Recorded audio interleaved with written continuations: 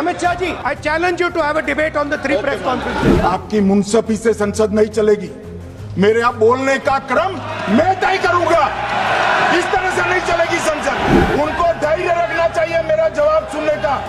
इनकी एक एक बात का जवाब मैं दूंगा, मगर मेरे भाषण का क्रम वो तय नहीं कर सकते, मैं करूंगा क्योंकि मैं बोल रहा हूं। मैं सर, ये आपने अगर अमित शाह जी का रिस्पॉन्स देखा तो ये कंप्लीटली डिफेंसिव रिस्पॉन्स है। सुनो ना, दो बड़े बोलते हैं तब बीच में नहीं बोलते।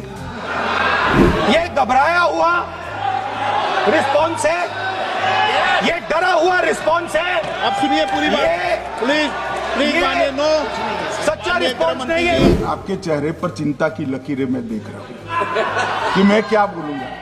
मैं उनके उकसावे में नहीं आऊंगा, मैं मेरे विषय पर बोलूंगा। हम भी विपक्ष में बैठे हैं, हम चुनाव जितने जीते हैं इससे ज्यादा हारे हैं। हम लोगों का तो एक प्रकार से पौना जिंदगी ही विपक्ष में ही चला गया, चाहे राज्य हो या केंद्र हो। कई चुनाव हमारे, हमने चुनाव आयुक्त और चुनाव आयोग पर कभी आरोप नहीं लगाया। इन्होंने कहा कि वोट चोरी से जीते हैं, वोट चोरी से नहीं जीते हैं। आपने सर्जिकल स्ट्राइक का विरोध किया इसलिए हम जीते। आपने एयर स्ट्राइक का विरोध किया इसलिए जीते हैं। आपने 370 हटाने का विरोध किया इसलिए जीते हैं।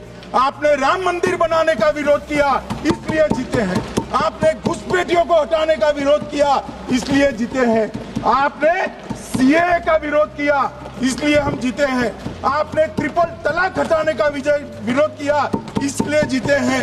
और अब 1 नेशन 1 इलेक्शन का विरोध कर रहे हो इसलिए हम फिर से जीते। दादा, आप बीमार हो मैं समझ रहा हूं, मगर बीमार ज्यादा हो तो घर पे रहा करो, यहां सदन का माहौल मत बिगाड़िए। क्या कोई भी देश का लोकतंत्र सुरक्षित रह सकता है जब देश का प्रधानमंत्री और राज्य का मुख्यमंत्री कौन हो वो घुसपैठिए तय करेंगे? तो मोदी जी को भी सब लोगों ने प्रधानमंत्री बनाया है भाई, आपकी कृपा से नहीं बने हैं। क्या इस देश में कोई कानून बना है कि आरएसएस की विचारधारा वाले हैं उनको कोई महत्वपूर्ण? अरे इस देश का प्रधानमंत्री आरएसएस की विचारधारा वाला है। इस देश का गृह मंत्री आरएसएस की विचारधारा वाला है और जनादेश से बनकर आए, आपकी कृपा से बनकर नहीं आए। देश के लिए मरना ही आरएसएस की विचारधारा।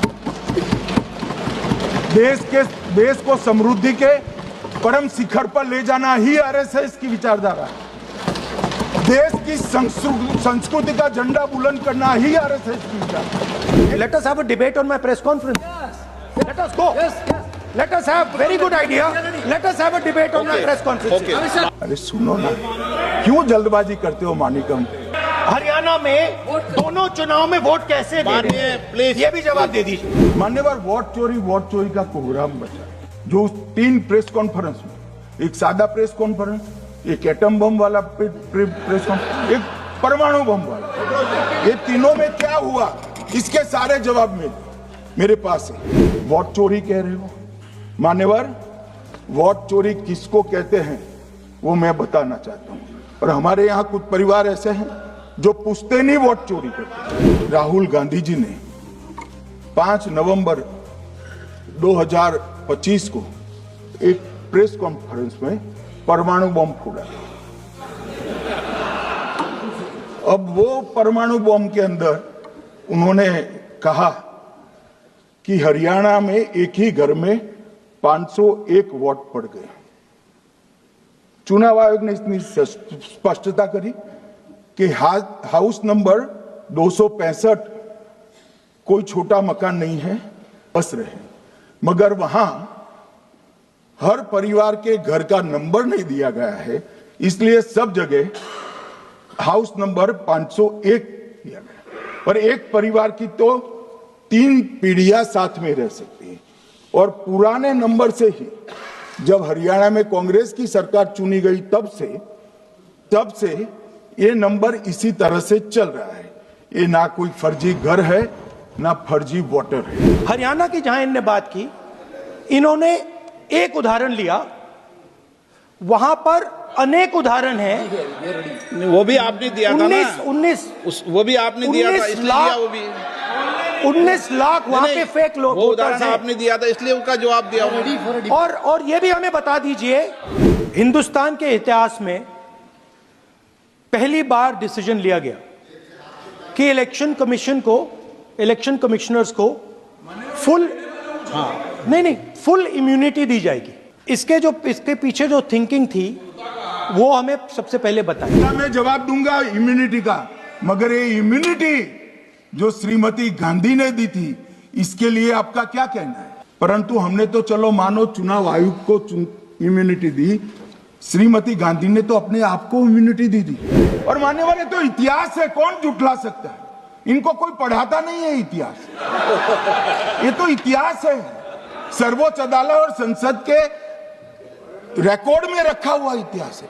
इसके खिलाफ लल्लन सिंह जैसे कितने लोग पूरा जीवन लड़े बिहार में, इमरजेंसी के खिलाफ जेल में गए। पूरा उनका 55 साल प्रधानमंत्री जी ने ही चुनाव आयोग को नियुक्त किया, तब तक कोई सवाल नहीं था। और नरेंद्र मोदी करते हैं तो उन पर सवाल उठाते हैं। कांग्रेस पार्टी ने ही ये परंपरा बनाई थी, कानून भी कांग्रेस पार्टी ने बनाया था। मगर आज आरोप करना है इसलिए आपने चुनाव चोरी कर लिया, चुनाव चोरी कर लिया, चुनाव चोरी के कहने से कुछ नहीं होता। जनता हमको सुनती है भाई, और हम जवाब भी देते। केस आते हैं तो जज पर आरोप कर देते हैं, चुनाव हारते हैं तो ईवीएम पर आरोप करते हैं। ईवीएम की दलील अब गले नहीं उतरती तो वोट चोरी का मुद्दा लेकर आए। वोट चोरी का मुद्दा लेकर पूरा बिहार में यात्रा निकाली, फिर भी हार गए। अब हारने का कारण आपका नेतृत्व है, ये हारने का कारण ईवीएम और मतदाता सूची नहीं। अगर मतदाता सूची करेक्ट है तो क्यों शपथ लिया, क्यों चुनाव लड़ा? आप बताइए देश की जनता को। आप लोग यहाँ कैसे पहुंचे? ये वोट चोरी करते रहे, घुसपैठिया बचाओ यात्रा निकाली और बिहार में 2/3 बहुमत से हम जीते। एसआईआर का विरोध करोगे तो बिहार की जगह बंगाल और तमिलनाडु में भी साफ। एसआईआर क्या है? ये लोग जो कहते हैं इलेक्शन कमीशन कैसे तय करेगा, ये इनकी ड्यूटी है और ये हमारा निर्णय नहीं है, भारत की सर्वोच्च अदालत का निर्णय है। और हम सब भारत की सर्वोच्च अदालत के निर्णय से बंधे हुए हैं। देश के अंदर चुनाव न जीते तो चुनाव आयोग को बदनाम करो, चुनाव प्रक्रिया को बदनाम करो, मतदाता सूची को बदनाम करो, ये हमारे लोकतंत्र का भला नहीं करेगा। इनको अब अगर प्रेस में कोई पत्रकार उनको पसंद ना आए ऐसा सवाल पूछते हैं तो तुम बीजेपी के एजेंट हो ऐसा कहते हैं।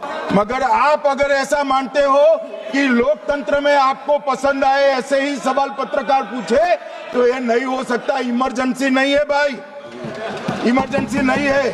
अगर ये मानते हैं कि इनको कोई पूछने वाला नहीं है, भगवान करे मैं गलत पड़ जाऊं, कांग्रेस के कार्यकर्ता इनका हिसाब मांगेंगे। एक दिन कांग्रेस के कार्यकर्ता इनका हिसाब मांगेंगे कि इतने चुनाव कैसे हार गए। और मैं आज कहना चाहता हूं टीएमसी के लोगों को भी, ये राहुल जी के साथ में रहकर घुसपैठिया बचाओ यात्रा बिहार में निकली, साफ हो गए। आप भी घुसपैठियों को बचाओगे तो वहां भारतीय जनता पार्टी का विजय तय। कि मान्यवर जब इनके जमाने में चुनाव होते थे, बिहार और यूपी में सरकारें बनाती होती थी, पूरे के पूरे वोट के बक्से हाईजैक कर लिए जाते। ईवीएम आने से ये बंद हो गया, ईवीएम आने से बंद हो गया। और मान्यवर चुनाव की चोरी बंद हुई है, इसलिए पेट में दर्द हो रहा है। ईवीएम कौन लेकर आए इस देश में? मान्यवर कौन लेकर आए? 15 मार्च 1989 को जब राजीव गांधी इस देश के प्रधानमंत्री थे, तब ईवीएम लाने का कानूनी बदलाव किया गया था। सुन लो। अब राजीव गांधी के ईवीएम के कानून का भी विरोध कर रहे हैं।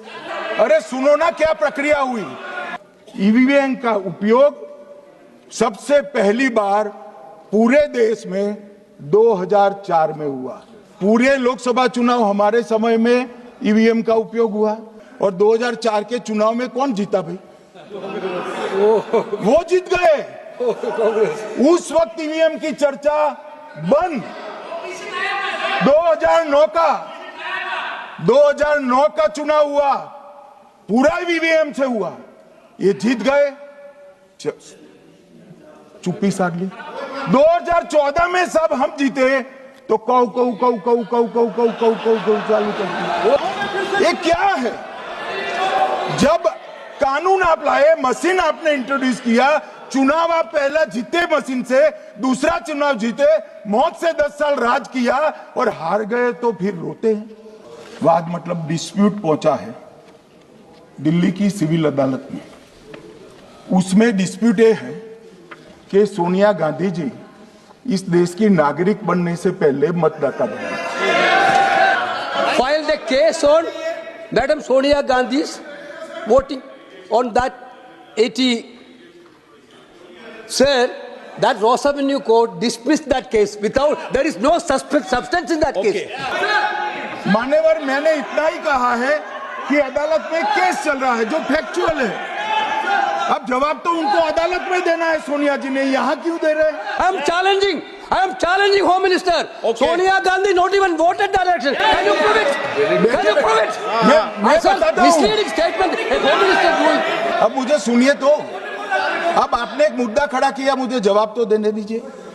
मान्यवर, मैंने कुछ ऐसा नहीं कहा, मैंने सिर्फ इतना कहा है कि एक वाद दायर हुआ है दिल्ली की अदालत में। मैंने कोई कंक्लूजन नहीं कहा, मैंने कहा कंक्लूजन का, मैंने कोई कंक्लूजन नहीं कहा। कंक्लूजन तो जब उनका नोटिस का जवाब वो दे देगी तब अदालत देगी, तब फिर से बताऊंगा मैं। मगर अभी तो मैंने सिर्फ इतना कहा है कि वहां एक केस रजिस्टर्ड हुआ है जिसमें श्रीमती गांधी को नोटिस इश्यू किया है। इसमें इतने लाल पीले होने की जरूरत क्या है? मान्यवर, जब उन्होंने कहा कि हम चुनाव सुधार पर चर्चा करने के लिए तैयार है, हम तुरंत मान गए और आज चुनाव सुधार पर ही चर्चा हुई। अरे सुनिए ना भाई, मेरा आपसे विनम्र निवेदन है, मैं आधी रात तक बैठने के लिए तैयार हूं, मुझे कोई आपत्ति नहीं, मेरा भाषण समाप्त हो जाए। और मान्यवर, एक नई फैशन हो गई है, इतिहास बताते हैं तो नाराज हो जाते हैं कि आप इतिहास मत बताइए। अरे भला कोई भी प्रक्रिया, कोई भी देश, कोई भी समाज इतिहास को छोड़कर कैसे आगे बढ़ सकता है? चर्चा इन्होंने जिस तरह से शुरू करी है, जवाब तो मुझे देना पड़ेगा। एक तरफा 4 महीने से झूठ फैलाया और देश की जनता को गुमराह करने का प्रयास किया। भाई, मतदाता सूची पुरानी हो या नहीं, आपका हारना तय है। ये मतदाता सूची से नहीं होता। एसआईआर क्या है? मतदाता सूची का सुधार करने की प्रक्रिया है और वो कर रहे हैं तो भी विरोध कर रहे हैं। एसआईआर क्या है? कि जिनकी मृत्यु हो गई उनके नाम कट जाए, जो 18 साल से बड़े हो गए उनके नाम जोड़ जाए, और जो विदेशी नागरिक है उनको चुन चुन कर डिलीट किया जाए। एसआईआर पर ही चर्चा करी। और ये कह रहे हैं कि चुनाव आयोग क्यों ये कर रहा है? भाई, इसका दायित्व है इसलिए कर रहे हैं। ये 200 बार भी बहसकार करेंगे, एक भी अवैध घुसपैठियों को इस देश में हम वोट नहीं देंगे।